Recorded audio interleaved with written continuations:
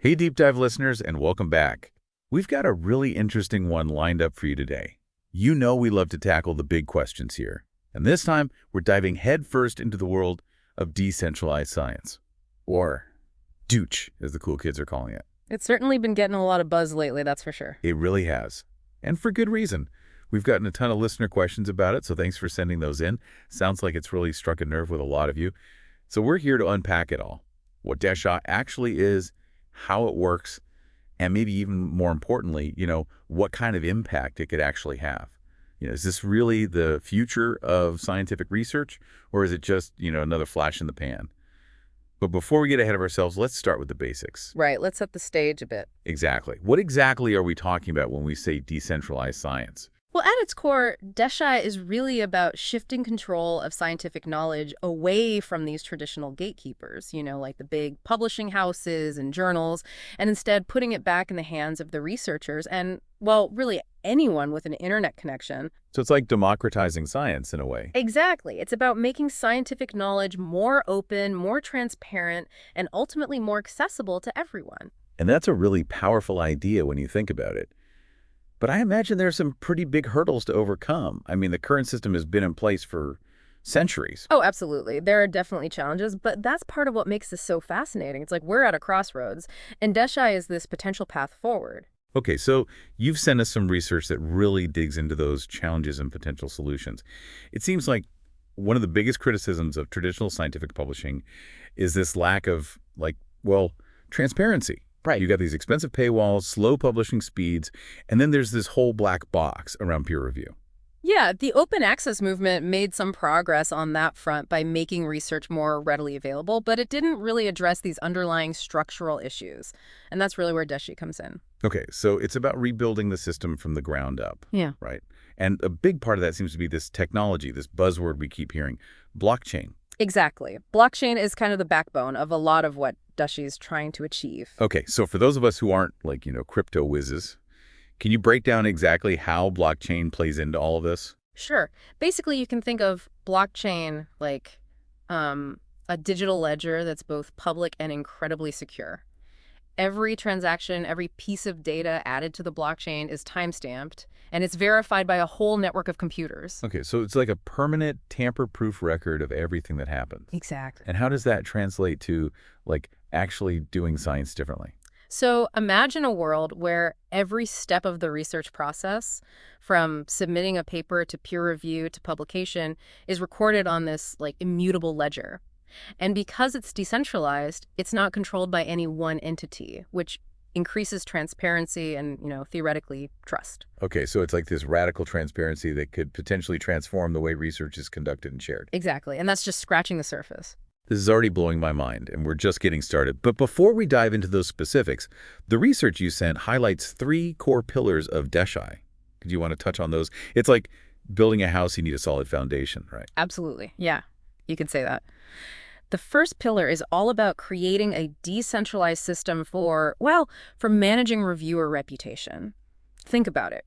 Right now, peer review can feel like this kind of opaque process. You don't always know who the reviewers are or what their expertise is. Yeah, it's like this mysterious group of people passing judgment on your life's work. Right. But with DecSci, every review, every rating, every contribution a reviewer makes is recorded on the blockchain. Cool. So they build up this public, verifiable track record. So it's like building trust and accountability into the system. And for researchers, that could be huge, knowing your work is being evaluated fairly, objectively. Exactly. And that ties into the second pillar, which is all about open access infrastructure. It's not just about making research papers free to read, but really making the entire research process transparent, from submissions to data sets to the peer review process itself. Okay, so it's about breaking down those walls and letting the light in, so to speak. Precisely.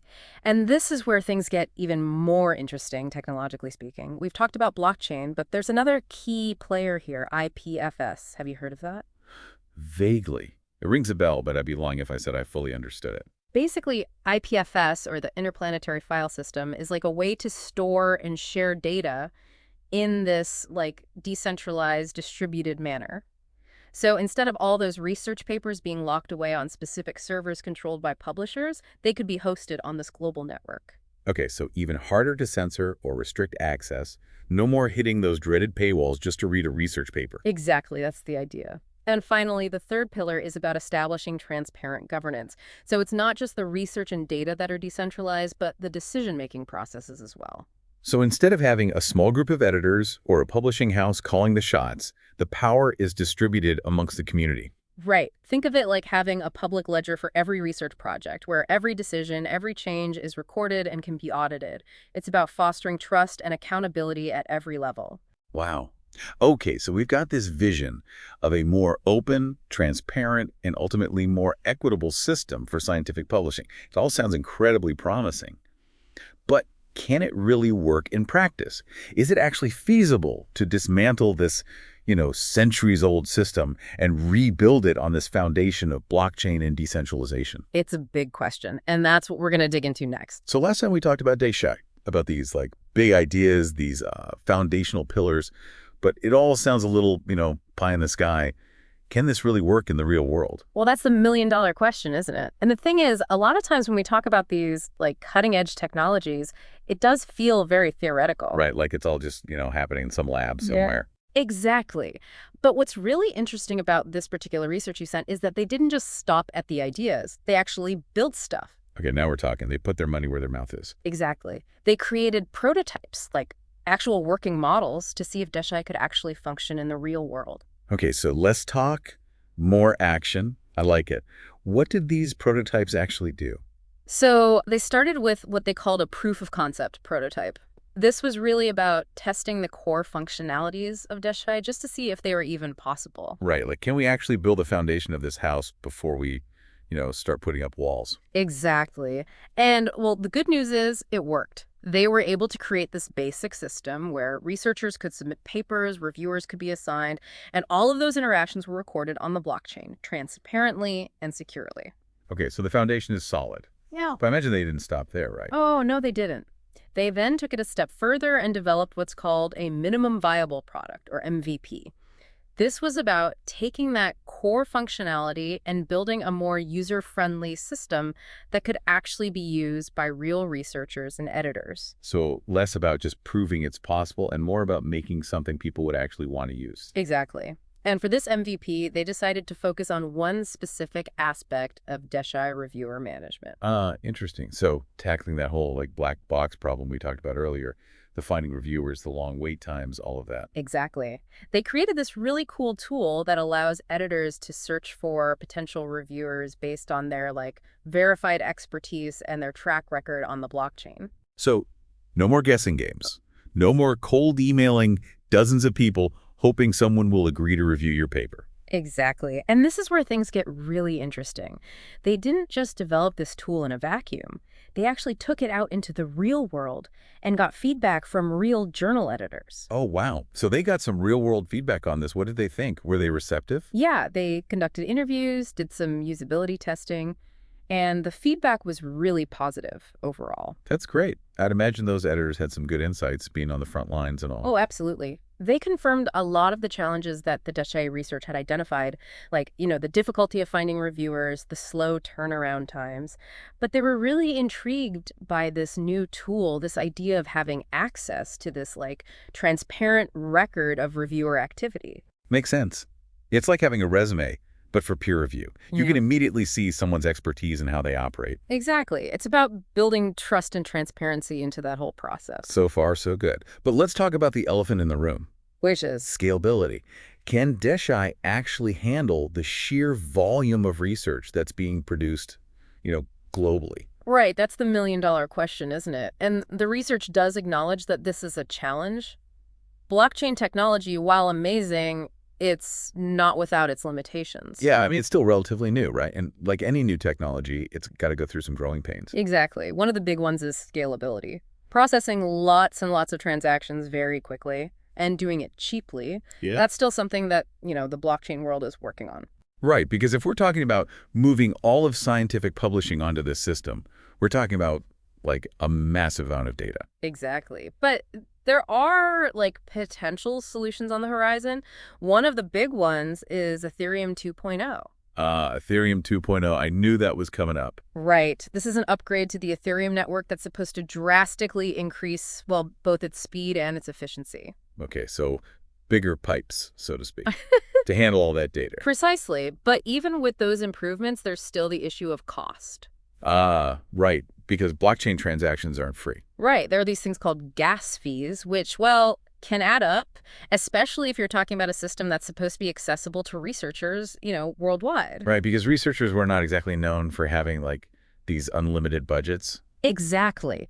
But, and this is where things get really interesting, the research actually highlights a potential solution for that as well. And it comes in the form of a platform called Bloxburg. Bloxburg. Okay, this is a new one. Tell me more. So Bloxburg is a blockchain that was specifically designed for, well, for academic use. And here's the kicker. It offers free gas for DecSci transactions. Free gas, so like zero transaction fees. Exactly. Which could be a total game changer in terms of making DecSci more accessible, more equitable. Okay, I'm liking the sound of this Bloxburg thing. This is giving me hope. We've talked about the scalability issue and the cost issue, but what about security?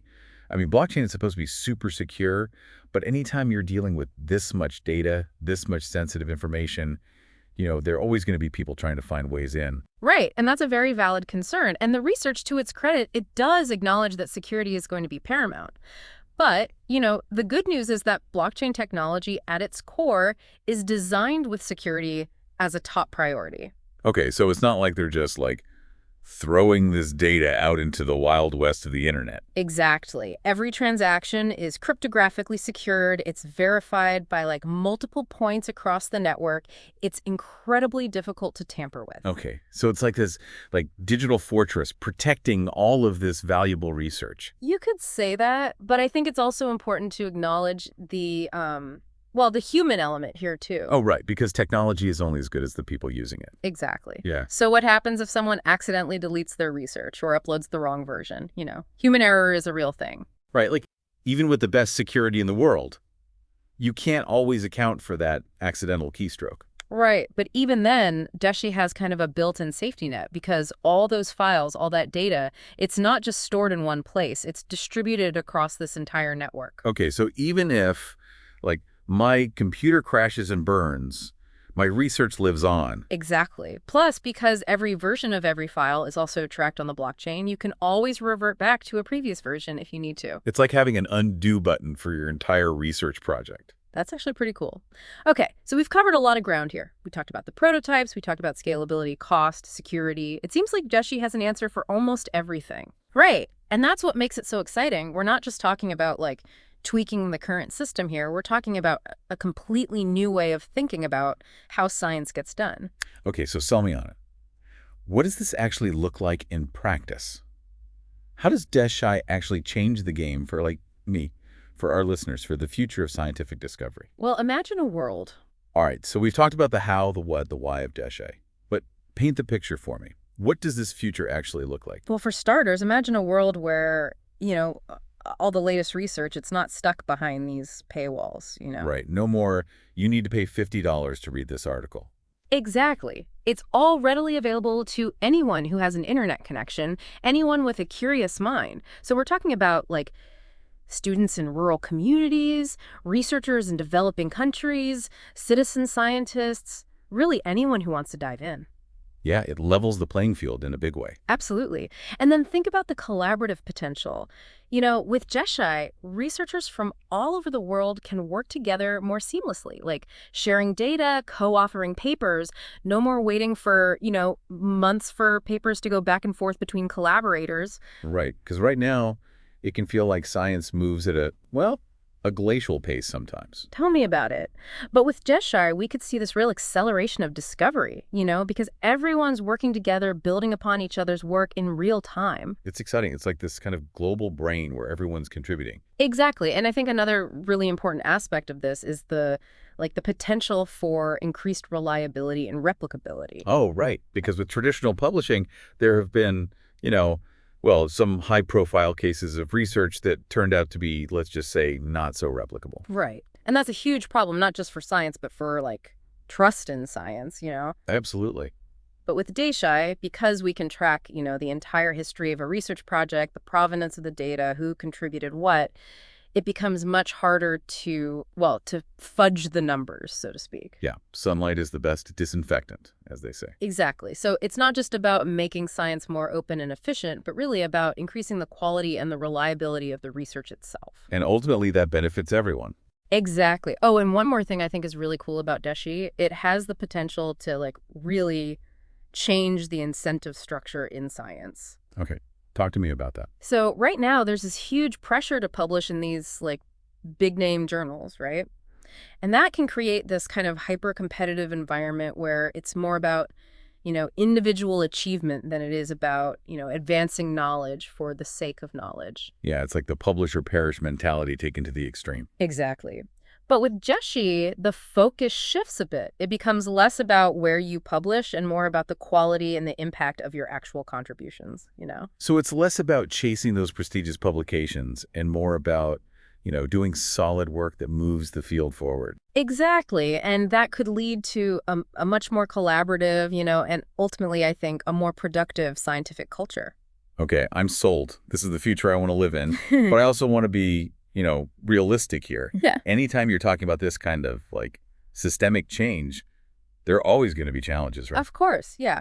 And to be fair, the research does highlight some of these potential challenges, things like, well, data privacy issues, how do we ensure equitable access to this new system, especially for researchers in, under-resourced parts of the world. Yeah, and what about the ethical considerations around open peer review? Right. If everyone can see who said what about whose research, could that lead to, well, personal attacks? Or could it make reviewers more hesitant to provide, really critical feedback for fear of, well, backlash? It's a double-edged sword. And I imagine there are no easy answers to any of this. Exactly. It's going to be an ongoing conversation, an ongoing process of, adapting and refining as we go.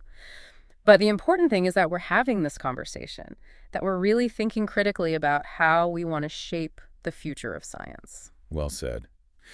Well, listeners, it seems like we've reached the end of another deep dive. And wow, this one really took us down the rabbit hole, didn't it? It did. From blockchain to IPFS to the future of scientific discovery, we covered a lot of ground today. We did. It was a lot of fun. It really was. And I think, more importantly, it sparked a lot of really interesting questions.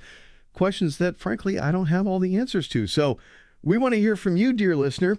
What do you think about DecSci? Is this the future of science? Head over to our website, hit us up on social media, let us know your thoughts. And until next time, keep those minds curious.